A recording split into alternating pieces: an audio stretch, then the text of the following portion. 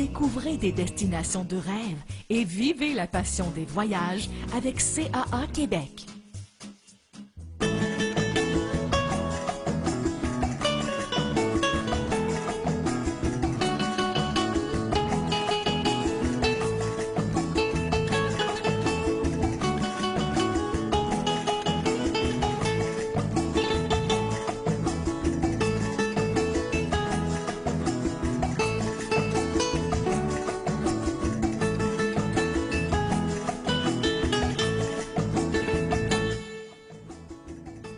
Bonjour et bienvenue à Passion Voyage, un magazine qui vous fait rêver à chaque semaine avec des destinations plus belles les unes que les autres.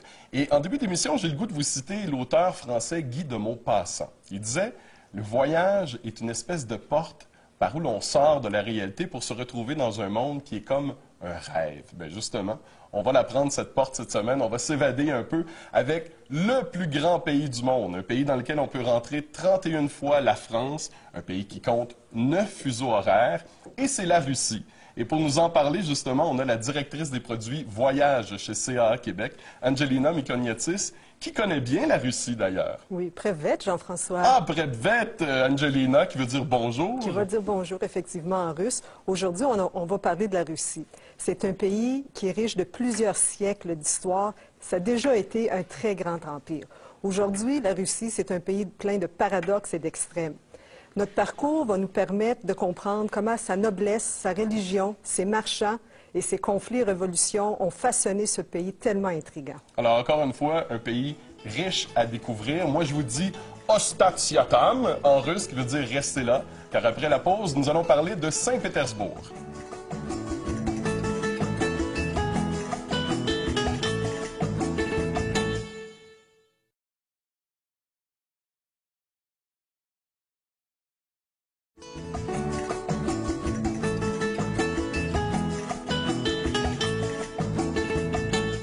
On se donne le goût de partir en Russie cette semaine à Passion Voyage. Et dis-moi, Angelina, est-ce qu'on doit avoir une grande expérience de voyage avant de choisir la Russie comme destination?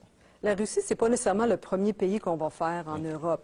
Habituellement, les gens ont fait 2-3 pays, la France, l'Italie, l'Espagne. Et ensuite, la Russie, c'est une suite logique à leur voyage. OK. Et l'une des villes que tu as visitées, la deuxième en importance en Russie, la ville de Pierre, Saint-Pétersbourg. Oui, fondée en 1703, ce fut le siège des tsars et c'était le centre culturel de la Russie pendant plusieurs années. C'est une ville qui a subi plusieurs changements, entre autres le nom. Oui. Leningrad, sous Lénine, Petrograd, et ensuite on est revenu au nom de Saint-Pétersbourg en 1991. Une fois que l'URSS est tombée. Voilà. Et Saint-Pétersbourg est aussi connu comme la Venise du Nord à cause de ses rivières et ses canaux, un peu comme Venise en Italie. Oui, oui, oui. C'est une ville qui a 342 ponts. Aïe, aïe. Mon pont préféré, le pont de la Banque. Pourquoi? Il y a 4 beaux griffons en or doré, c'est vraiment magnifique. Une autre place qu'on doit visiter, une autre infrastructure, si on peut l'appeler ainsi, le métro de Saint-Pétersbourg. Attends, mais tu veux dire qu'on doit aller visiter le métro ou aller visiter en métro? Non, le métro. Ah oui. On descend dans les bouches de métro, on voit les quais, c'est vraiment des musées. OK. C'est de toute beauté. On doit absolument s'y rendre. Et en plus, le système de métro, il est très efficace, il est très économe. C'est la meilleure façon de se promener à Saint-Pétersbourg. Et c'est un vieux métro, si je ne me trompe oui, pas. Oui, c'est un vieux métro qui date au moins d'une centaine d'années. Donc, à voir, tenez-vous là pour dire, le métro. Voilà. Ensuite de ça, s'il nous reste du temps un peu, qu'est-ce qu'on pourrait aller faire à Saint-Pétersbourg? Il y a la forteresse de Pierre et Paul, qui était en fait l'édifice qui a fondé la ville de Saint-Pétersbourg. Ça a été construit en 1703 et ce fut une prison également. Aujourd'hui, on peut la visiter, on peut visiter les cellules, les cathédrales, les musées qu'il y a là. Et je vous donne un petit conseil. Si vous allez visiter la Russie et surtout Saint-Pétersbourg, prenez quelque temps de lire sur l'histoire des Romanov. Ça va vous permettre de mieux comprendre qu'est-ce qui se passe pendant votre voyage et de comprendre toutes les choses qui se sont passées, les guerres de pouvoir, les meurtres. Et qui étaient les Romanov? C'était les tsars, c'était les dirigeants de la Russie pendant 200 ans. OK. Et d'ailleurs, une petite anecdote que je trouve assez intéressante, la cour de Russie parlait en français. Oui. C'était très chic, le français, à l'époque. Alors, tous les tsars russes étaient des francophones. Je ne pense pas que ce soit encore le cas aujourd'hui. Non, ça n'existe plus, les tsars ici.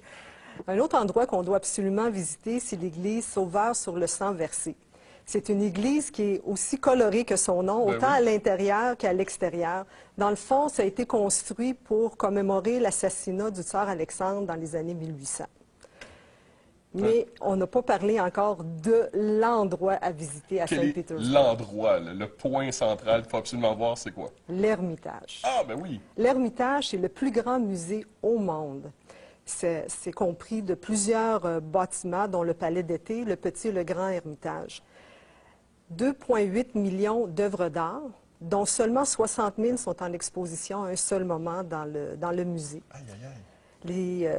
Les œuvres les plus populaires, les momies égyptiennes, les vases grecs, une collection d'émeraudes de la Colombie vraiment extraordinaire, et les peintures des grands maîtres européens. On trouve des Da Vinci, Picasso, Gauguin, Rembrandt, c'est vraiment magnifique. Des joyaux du monde entier. Finalement, on pourrait faire, j'imagine, une semaine juste à l'Ermitage. Tout à fait. Ça pourrait être une destination voyage. Je pense qu'on n'a pas assez d'yeux pour voir tout ce qu'il y a à voir dans ce palais-là.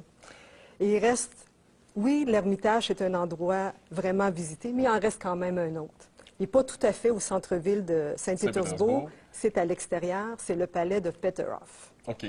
Qui était l'un des palais de Pierre le Grand, j'imagine? Oui, tout à fait. Ça, il prenait un autre petit palais. Il n'y en avait pas assez, tu comprends. Donc, quand il a construit ce palais-là, il a voulu vraiment faire quelque chose qui allait rivaliser avec le palais de Versailles. Oh, rien de moins. Rien de moins. Donc, il a fait venir les meilleurs artisans de l'Europe, les peintres, les architectes, les paysagistes, pour construire ce rêve-là, pour qu'il soit vraiment le plus beau en Europe de l'époque. Donc, je pense qu'il a réussi. C'est vraiment quelque chose de magnifique à voir. L'intérieur du bâtiment, c'est vraiment très beau. Les salles d'apparat, c'est de toute beauté. Mais qu'est-ce que vraiment retient notre attention? C'est les jardins et les fontaines. Il y a plus de 300 fontaines sur le site, mais la fontaine principale, qui est la Grande Cascade, qui descend du palais principal jusque dans la mer. Ah oui. 37 sculptures de bronze. 64 fontaines, 142 jets d'eau. C'est vraiment époustouflant à voir. On reconnaît les idées de grandeur de Pierre le Grand, justement. Justement, il porte bien son nom. On va prendre une pause, si vous le voulez bien. Et justement, on va aller rejoindre Cédric, qui va nous donner quelques conseils sur savoir comment se procurer les visas avant de se rendre en Russie.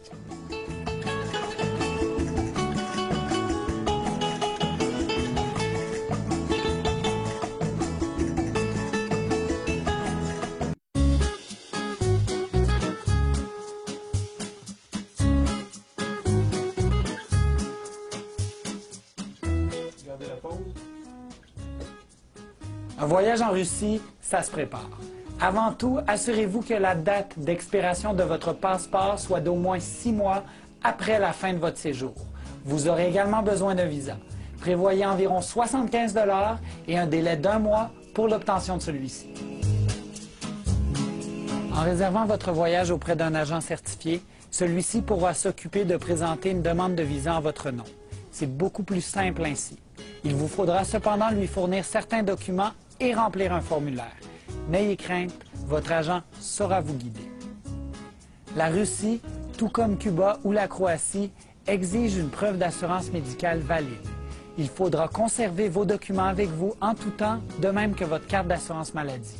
De toute façon, obligatoire ou non, on ne devrait jamais quitter le Québec sans une bonne assurance soins médicaux d'urgence.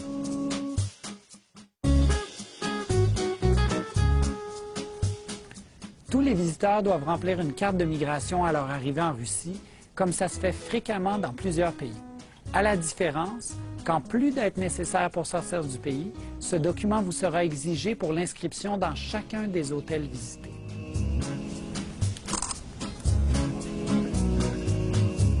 En Russie, la prudence est de mise dans vos élans artistiques. Il peut en effet être très mal vu de photographier des structures de transport, telles des ponts, des voies ferrées ou même des bâtiments officiels. On pourrait confisquer votre appareil. Partout où vous allez, et particulièrement en Russie, assurez-vous de conserver sur vous votre passeport, votre visa et votre carte de migration. C'est également une bonne idée de garder des photocopies de tous ces papiers dans vos bagages. Le rouble est la monnaie officielle de la Russie. On vous suggère toutefois d'apporter des dollars américains ou des euros qui sont plus faciles à échanger. La plupart des cartes de crédit sont acceptées dans les grandes villes, alors que c'est un peu moins fréquent dans les petits villages. Même chose pour les guichets automatiques. Prévoyez donc un peu d'argent liquide pour les excursions hors des grands centres. Et comme on dit en russe, Chichli Vavaputi. Quelle distance sépare la Russie de l'Amérique? La réponse au retour.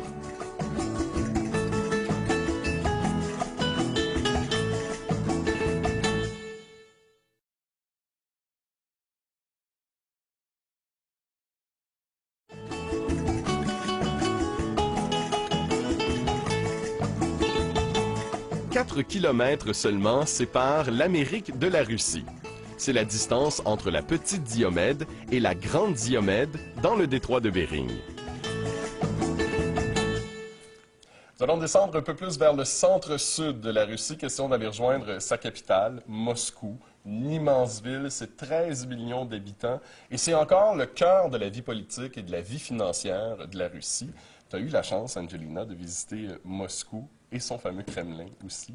La ville de Moscou m'a vraiment surprise. Je ne m'attendais pas à voir une ville aussi moderne, aussi européenne, beaucoup de jeunes, beaucoup de richesses. J'étais vraiment enchantée de ce que j'ai vu. Et finalement, la Place Rouge a été une de tes visites préférées, tu me dis. Oui, on peut passer une belle journée là. On commence par le Kremlin, qui veut dire forteresse en russe. Le Kremlin, ce fut dans le temps le siège des tsars. Ça a été le siège du gouvernement soviétique à l'époque. Et aujourd'hui, c'est la résidence du président russe. Encore aujourd'hui. Encore aujourd'hui. Donc, à l'intérieur du Kremlin, on retrouve des églises, des monuments, des bâtiments historiques, des magnifiques jardins et quelques musées. Mon coup de cœur, vraiment, c'était le musée des armures. Pourquoi lui? À l'intérieur, on trouve une collection des biens de Catherine la Grande. Ses robes magnifiques, ses bijoux vraiment à faire rêver n'importe quelle femme. L'abondance, encore une fois. Et les chariots à la Cendrillon, vraiment, plus qu'un, on s'entend, de toute beauté. Ça vaut vraiment les quelques roubles de plus et le temps de plus pour aller visiter. OK.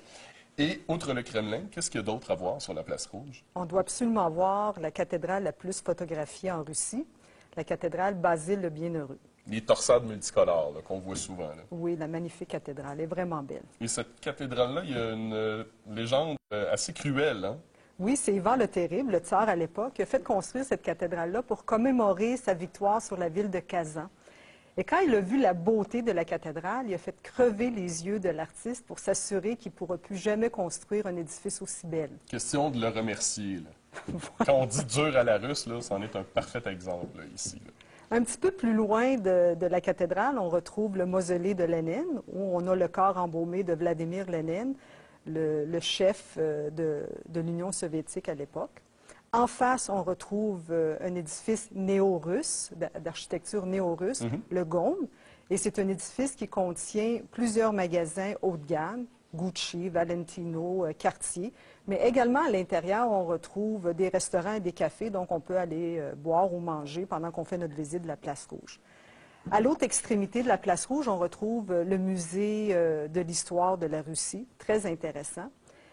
Mais je vous suggère aussi de prendre quelques minutes et de vous promener autour de la Place Rouge, parce que les petites ruelles qu'il y a là, il y a tellement des belles choses à découvrir, les petits trésors là, qui ne sont pas nécessairement marqués dans vos livres touristiques. Des boutiques, la vie quotidienne? Oui, mais aussi des maisons, des petites églises, là, tout petites, très jolies, des arbres, des petits jardins cachés. C'est vraiment, vraiment typique russe. Des beaux milieux de vie, finalement. Voilà. Et je pense qu'on ne pourrait pas parler de Moscou sans parler du Bolchoï, le grand ballet russe.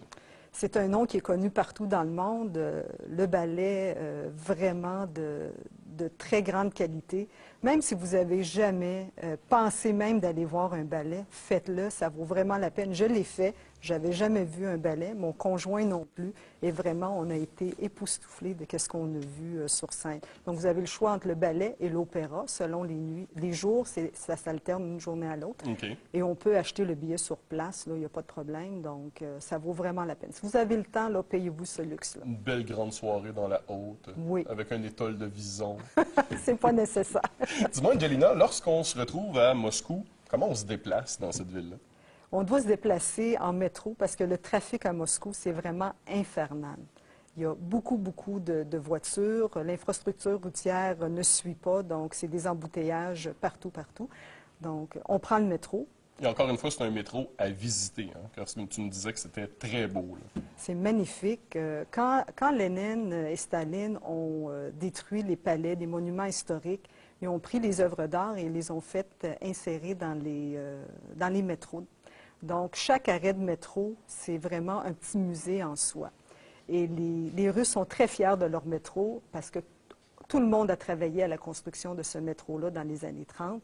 Et ils sont très fiers et c'est un métro qui est impeccable. Il n'y a pas de graffiti, il n'y a rien à terre. Et si jamais vous jetez un papier à terre, vous allez vous faire avertir. Ah oui, hein?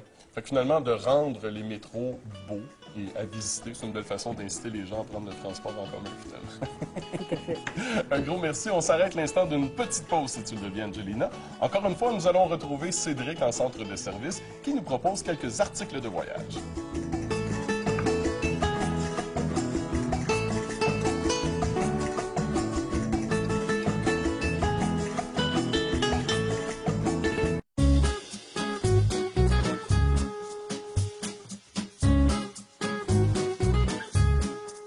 Que vous visitiez la Russie ou tout autre pays, il vaut mieux garder son argent et son passeport à l'abri des regards.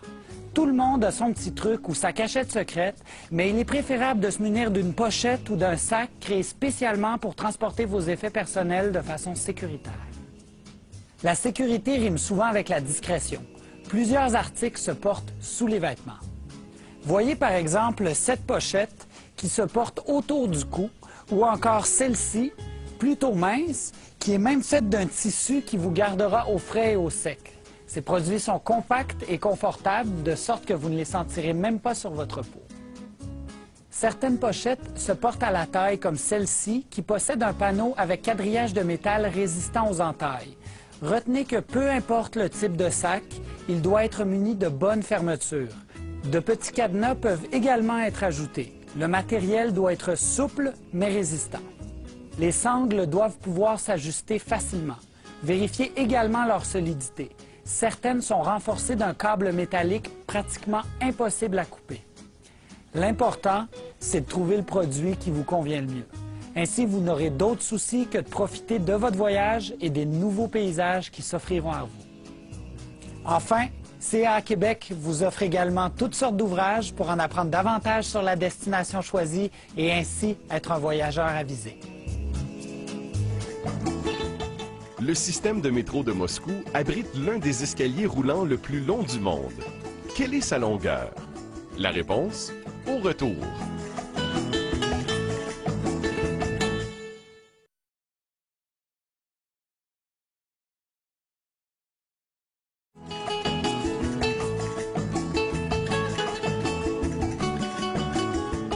L'un des escaliers roulants le plus long du monde du système de métro de Moscou mesure 126 mètres de long, comporte 740 marches et le trajet vous prendra 3 minutes. Angelina, on l'a dit, la Russie, c'est le plus grand pays du monde, donc j'imagine que c'est impossible de tout voir la Russie en un seul voyage. Quelle est la meilleure façon de voyager à l'intérieur du pays? La majorité des gens préfèrent voyager de façon encadrée, soit par un circuit terrestre, une croisière fluviale ou encore une croisière océanique. Mais là, c'est la chose que j'apprends cette semaine. On peut faire une croisière en Russie. Oui, deux façons de la faire. Une croisière fluviale sur la Volga ou encore une croisière océanique avec un arrêt à Saint-Pétersbourg. Les croisières de la mer Baltique font tous une escale à Saint-Pétersbourg, donc ça nous permet de visiter au moins cette ville-là de la Russie. OK. Et quand tu nous parles d'une croisière fluviale sur la Volga, j'imagine que c'est avec une embarcation un peu plus petite. Là. Oui, c'est des navires qui sont faits exprès pour naviguer sur des rivières, donc plus petites, moins profondes également. Moins de passagers. Moins de passagers. Ici, on parle de 212 passagers. On utilise le navire Ama Katarina de nos partenaires Ama Waterways. Et c'est un navire qui a été rénové en 2010. Donc, c'est un navire qui offre toutes les facilités d'un navire de croisière. On a des très belles salles à manger, des lounges, salles d'exercice, des cabines très spacieuses, dont 70 % ont des balcons. Donc, vraiment, c'est une belle façon de voyager. Beaucoup de confort, tous les services. Voilà. Et lorsqu'on voyage sur la Volga, qu'est-ce qu'on peut voir? Dans le cas de notre voyage à nous, c'est un 13 jours, 12 nuits. Le voyage commence justement à Moscou, avec 3 nuits à Moscou. C'est ce qui nous permet de voir toutes les choses dont on a parlé auparavant dans l'émission. Ensuite, on part à la découverte. On fait 5 jours de croisière sur la Volga, ce qui nous permet de découvrir des petits villages vraiment typiques russes. On fait des belles découvertes. On va même dans les résidences des gens pour voir vraiment comment ils vivent au quotidien. Ah oui, c'est bien ça. Vraiment, ça nous permet de voir une autre facette de la Russie et non pas juste les grandes villes. Excellent. Et on termine notre voyage à Saint-Pétersbourg. Okay. Donc, encore là, on va faire tout dont on a parlé auparavant dans l'émission. Et plus encore, on va aller justement voir un ballet à l'Ermitage. Ah oui. Un spectacle folklorique. Donc, plein de surprises pour vous sur ce voyage.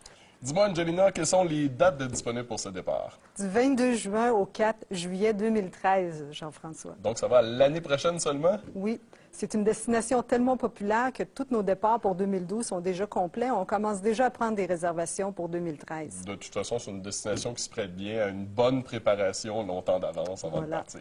Dis-moi, qu'est-ce qui est inclus dans ce voyage-là? Les vols Montréal, Moscou, Saint-Pétersbourg, Montréal, les transferts entre l'aéroport et le navire, la croisière sur le magnifique navire Ama Catarina, 32 repas, le vin pendant les repas, boissons non alcoolisées, toutes les visites et excursions dont on a parlé pendant l'émission. Et je voulais juste mentionner que les excursions sont incluses. Il n'y a pas de frais supplémentaires comme sur les croisières océaniques. Océaniques, OK. Oui. Donc, tout le monde descend en même temps pour les excursions. Bien, ça, c'est bien. Et un point aussi à mentionner, nos excursions sont en français, sont faites par un guide local francophone. Excellent. Tu me parlais aussi du visa pour aller en Russie qui est inclus là-dedans. Oui, le coût du visa est inclus, mais aussi on vous accompagne dans votre démarche pour faire livrer le visa dans votre passeport. Donc ça, c'est un plus aussi qu'on offre dans notre offre de service. La question la plus importante, comment on fait pour réserver? Vous pouvez passer dans un de nos 13 centres de service pour rencontrer nos conseillers en voyage, ou encore vous pouvez communiquer avec nous via téléphone ou vous rendre sur notre site web. Toute l'information s'y trouve. Excellent. Bien, c'est déjà tout en ce qui concerne la Russie cette semaine à Passion Voyage. Il ne reste plus qu'à vous dire « Das Vidania » et à la semaine prochaine où l'on va visiter le pays de tes ancêtres. Oui, la Grèce. Manquez pas ça. D'ici là, portez-vous bien. Au revoir. CAA Québec vous aide à dénicher votre destination de rêve. Pas besoin d'être membre pour en profiter. Voyager avec CAA Québec, ça vous avantage.